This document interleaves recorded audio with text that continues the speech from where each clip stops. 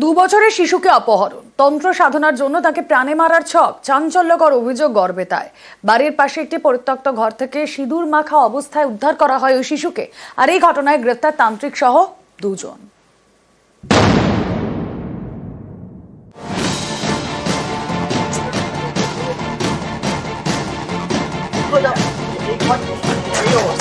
বিকেলে বাড়ি থেকে উধাও, ঘন্টা দুয়েকের মধ্যে বাড়ির পাশেই এই ঘর থেকে উদ্ধার 2 বছরের শিশু। এ নিয়ে গড়বেতায় জোর শোরগোল। অভিযোগ, তন্ত্র সাধনার জন্য ওই শিশুকে প্রাণে মারার ছক কষেছিলেন এলাকারই বাসিন্দা রঞ্জিত রুই দাস, যিনি তান্ত্রিক বলে পরিচিত। বাচ্চাটার কাছে যতগুলো মাদুলি ছিল সব মাদুলিগুলো কাটা হয়ে বিছনায় পড়ে আছে, বাচ্চাটি নাকি দিয়ে এখানে যখন প্রচুর কাঁদা গুল্লি পড়ে গেছে তখন হচ্ছে বাচ্চাটা দেখছি সিঁদুর কাণ্ড হয়ে সে ছাদে। পাশের লোকে করছে, ওই রঞ্জিত রুই দাস ওয়ে করছে, ও তান্ত্রিক বিদ্যা শিখছে। পরে যে দুটো মোড়া মরলো, এখন 1 বছর হয়নি, তাদেরকেও সে মেরেছে আর বলেছে 3 নাম্বার এই টাকা নিলে আমার কাজ সফল হবে। পশ্চিম মেদিনীপুরের গড়বেতা। শনিবার এখানকার সারগা গ্রামে জোর চাঞ্চল্য ছড়ায়। বিকেলে বাড়ি থেকে আচমকা উধাও হয়ে যায় 2 বছরের শিশু। সে বিশেষভাবে সক্ষম, কথা বলতে পারে না, শুনতে পায় না। সন্তানকে না পেয়ে চিন্তায় পড়ে যান বাবা মা। শুরু হয় খোঁজাখুঁজি। ঘন্টা দুয়েকের মধ্যেই তার হদিশ মেলে। পড়শির মাটির দোতলা বাড়িতে ছিল 2 বছরের শিশু। চিলেকোঠা ঘরের জানলায় তাকে দেখতে পান প্রতিবেশীরা। শিশুর সারা শরীর সিঁদুর মাখানো। এই সিঁদুর দেখে সন্দেহ গিয়ে পড়ে এলাকার বাসিন্দা তান্ত্রিক রঞ্জিত রুই দাসের ওপর। এ নিয়ে গড়বেতা থানায় অভিযোগ জানায় শিশুর পরিবার। গ্রেপ্তার করা হয় রঞ্জিতকে। তাকে জেরা করে রঞ্জন বিশ্বাসের নাম জানতে পারেন তদন্তকারীরা, যিনি নাকি রঞ্জিতের তন্ত্রগুরু। এই রঞ্জনকেও গ্রেপ্তার করা হয়। জানা গিয়েছে, তন্ত্র সাধনার জন্য রঞ্জনের উস্কানিতেই নাকি শিশুকে প্রাণে মারার ছক কষেছিলেন রঞ্জিত। কামাখ্যা গেছিল, যে সেখানে 1 মাস ছিল, থেকে সব কিছু শিক্ষা শিখে এসছে। শিখে এসে কাউকে কিছু না করে আমাদের ঘরে ঝামেলা করছে। ওই কেমন করছে, আজকে টাকা চুরি হয়ে যাচ্ছে, কালকে জিনিস চুরি হয়ে যাচ্ছে, পরশু ছেলের ক্ষতি করছে। গড়বেতা থেকে শোভন দাস, নিউজ 18 বাংলা। এবার জলকষ্টের ছবিটা দেখাবো। আসলে দেখুন, এখানে কল আছে কিন্তু সেই কল কার্যত বিকল, তাই জল পড়ে না। ঝাড়গ্রাম কোচবিহারে গ্রামে জলকষ্ট, এবং সেই কারণে কি করতে হয় জানেন? এই 2 জায়গাতে একই সমস্যা হওয়ার কারণে খালের জলেই রান্না খাওয়া চলে।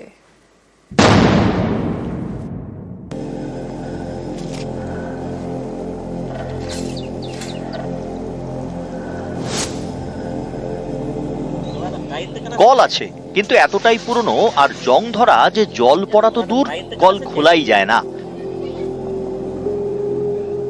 গরমের শুরুতেই জল কষ্ট।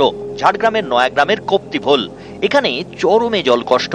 স্থানীয়দের দাবি, গ্রামে কল আছে কিন্তু খারাপ হয়ে পড়ে রয়েছে বছর 5 গ্রামের একটি মাত্র কুয়ো ছিল ভরসা, সেটাতে এখন আর জল পাওয়া যায় না। বাধ্য হয়ে জল আনতে হচ্ছে খাল থেকে। জল কোথা থেকে আনছেন? খাল থেকে। সেই জল কি করছেন? খাচ্ছেন? খাচ্ছি, যেটা রয়েছে সেটাই, কিন্তু কোনো জল বেরোয়নি। সেটা কি?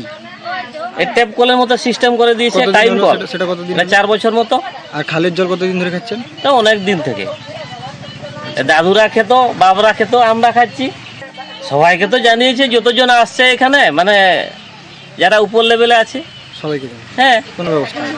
আরে ফটো করে যাচ্ছে আর আসছে, এই তো। কোনো ব্যবস্থা? স্থানীয়দের জল কষ্টের অভিযোগ মানতে নারাজ পঞ্চায়েত সমিতি। তো আমরা যতদূর থেকে খবর নিয়েছি যে ওখানে জলের ব্যবস্থা আছে এবং সাবমার্সিবল করা আছে, ওই সাবমার্সিবলে ওরা জল খায়। তো কেন এটা বলেছে তা আমরা খতিয়ে দেখব। আমাদের জলের অনেক সমস্যা। আমাদের কুয়ো আছে কিন্তু কুয়োর জল এখন খেতে পাচ্ছি না, কুয়ো শুকিয়ে গেছে। আমরা খাল থেকে জল আনি, তো সেই জলটাই খেতে হচ্ছে। অনেকদিন থেকে আমরা বলেছি কিন্তু কোনো সুবিধা পাইনি। তারপরে আমরা ওখানে যাব, গিয়ে ওনাদের সঙ্গে কথা বলবো। তার যদি ওদের সমস্যা থাকে তাহলে আমরা যত তাড়াতাড়ি সম্ভব আমরা এটা সমাধানের চেষ্টাও করব। কোচবিহারের দিনহাটার পেটলা গ্রাম পঞ্চায়েত। এই পঞ্চায়েত এলাকায় বছরখানেক আগে বাড়ি বাড়ি কল বসানো হয়েছে। বড় নাচিনা জল প্রকল্পে কল বসিয়েছে পিএইচই দপ্তর। স্থানীয়দের অভিযোগ, সেই কলে এখনো জলই আসেনি। সমস্যা তো হচ্ছে, দূর থেকে আনতে হয় জল। কবে এটা দিবে? এটা কবে দিবে ঠিক বলতে পারি না স্যার। পিএইচই দপ্তরের সাথে কথা বলতে হবে। ওদের তো ওরা কেন দিচ্ছে না, পাম্প হাউস গুলো রেডি আছে কিনা সেটা তো একটু খোঁজ করতে হবে। এখন কত নম্বর স্কিম ওটা? ঠিক আছে, আমি পিএইচই দপ্তরের সাথে কথা বলে দেখি। হ্যাঁ, স্থানীয়দের দাবি প্রায় 3 কিলোমিটার দূর থেকে জল আনতে হয়। অনেকদিন থেকে এখানে প্রকল্প চালু হওয়ার কথা, এখনো চালু হয়নি। অনেকেই দূর দূরান্ত থেকে জল নিয়ে আসে, মানুষের পরিশ্রম হয়, প্লাস মানুষের কাজকর্ম ছেড়ে জলটা নিয়ে গিয়ে যদি দূর থেকে নিয়ে আসে কাজেরও একটু অসুবিধা হয়। হোম কানেকশনটা কিছুটা বাকি আছে। হ্যাঁ, আমরা কন্ট্রাক্ট করতেছি। আমার কাছে ওরা বলছিল যে মার্চে আমরা করে দিব হোম কানেকশনটা, এই এপ্রিলের শেষের দিকে পাওয়া যাবে সকলে আর কি। ঝাড়গ্রাম থেকে রাজু সিং এবং কোচবিহার থেকে শুভঙ্কর সাহা, নিউজ 18 বাংলা।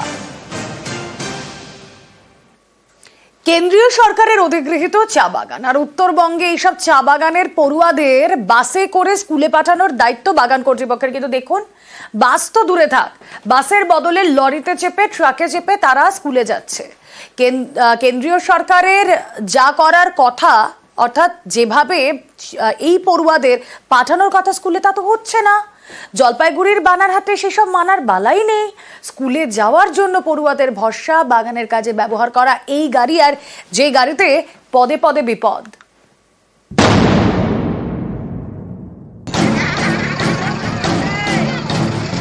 কোথাও লরিতে চেপে স্কুলে, কোথাও আবার স্কুলে যেতে ভরসা ট্রাক। স্কুল বাসের বদলে এইসব গাড়িতে প্রাণের ঝুঁকি নিয়ে যাতায়াত।